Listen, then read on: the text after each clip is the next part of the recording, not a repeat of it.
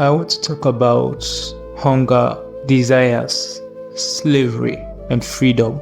I'd been on my phone since morning and I lost track of time. Suddenly, I felt a sharp pang of hunger and immediately it was as if life was seeping out of my body. That was when I realized it was already known and I hadn't eaten anything since morning. So I dropped my phone, put the room in order and stepped out to get something to eat. After eating, I sat down and began the activities of the day. Now, hunger is a reminder. It was like the hunger reset my brain. Now, let's talk about what I wanted to share with you. Hunger, for all I care, is not a good thing. I can't imagine myself always living over food just to keep my body and mind sane. But you see, hunger can be a very good tool in some contexts. Imagine what would drive anyone to do anything if they didn't have this innate passion for that thing. Everyone born into this life is naturally passionate about something, right? There is something they would want to give their lives for. They didn't plan for it, they didn't desire it, they didn't choose it, they were born with it. This thing keeps them on the edge of their seats, giving them no rest until they achieve it. Now, whenever they get overwhelmed with the troubles of life, somehow, just like hunger, it jolts them back to reality, and they are again miserable until they fulfill it. I've said many times that we are not truly free. Our desires are proof that we are not free.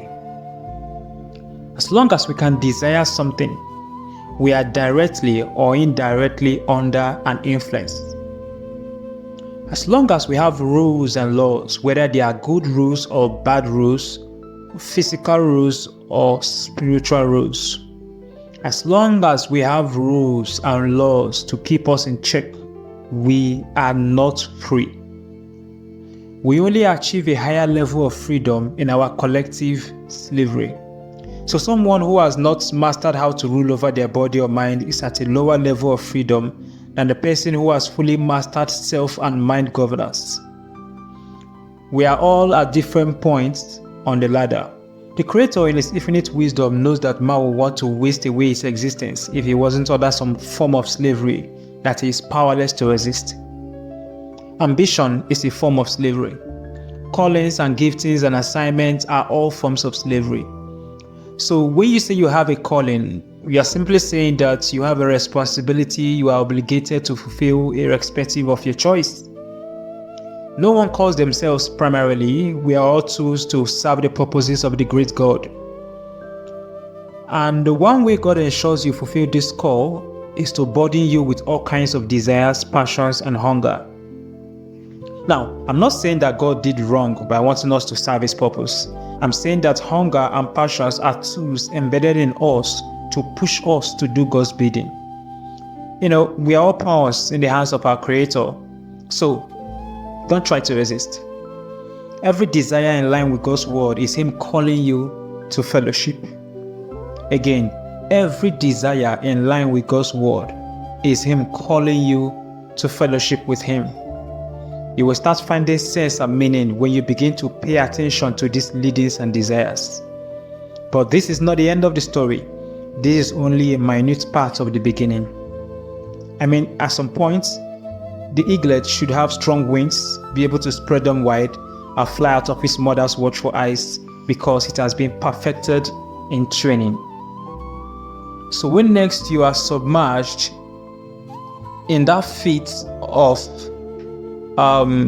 helplessness, where you feel you need to do something, where you feel the urge to fulfill an assignment, to fulfill a goal, to fulfill a calling, just know that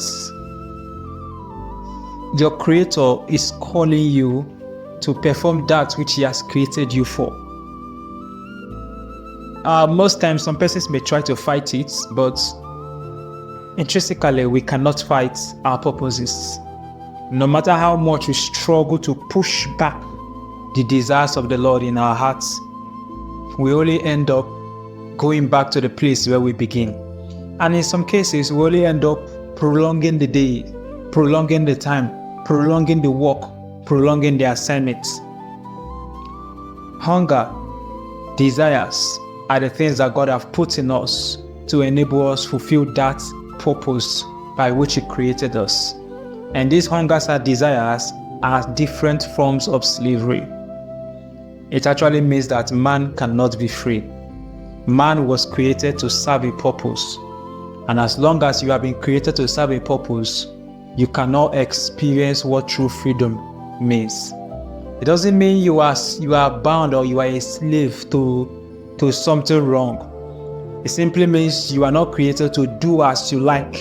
So free thinking is an illusion. Free thinking does not exist because you were created. Free thinking can only exist if you were not created. So the free thinker is only deceiving himself because he didn't fall out of the sky. He came out of a purpose of a being. And because he came out of a purpose of a being, he does not have the right, so to speak, to say that he can think freely without consequences. As long as we have been created again, we have very strict assignments and purposes. And we can only find fulfillment in these assignments. We can only find fulfillment where we give ourselves to these purposes. So that is what I wanted to share with you today. In my subsequent videos, I'm going to talk more about this. If you've not subscribed to this channel, subscribe to this channel. And if you got blessed or if these thoughts resonated with you, tell me in the comment section. Thank you.